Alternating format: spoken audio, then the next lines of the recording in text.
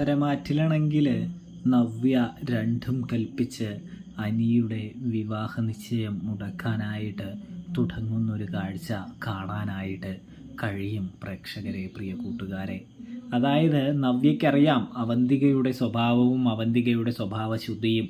അതുകൊണ്ട് തന്നെ നവ്യയാണെങ്കിൽ തന്ത്രപൂർവമാണെങ്കിൽ അഭിയിൽ നിന്നും അവന്തികയെക്കുറിച്ച് കൂടുതൽ ഡീറ്റെയിൽസ് കളക്ട് ചെയ്യുകയും ആ ഡീറ്റെയിൽസൊക്കെ നമ്മുടെ ആദർശിനും നയനയ്ക്കും മെസ്സേജായി അയച്ചു കൊടുക്കുകയും ചെയ്യുന്നൊരു കാഴ്ച കാണാനായിട്ട് കഴിയും, കാണാനായിട്ട് സാധിക്കും.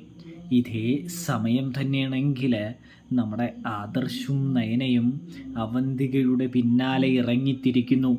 അവൾ ഇങ്ങനെ അഭിനയിക്കുന്നതാണോ എന്നൊരു സംശയം അവർക്കില്ലാതെ ഇല്ല എന്ന് കാണാൻ കഴിയും, സാധിക്കും. അതുകൊണ്ട് തന്നെയാണ് അവന്തികയുടെ പിന്നാലെ അവരിറങ്ങിത്തിരിക്കുന്നത്.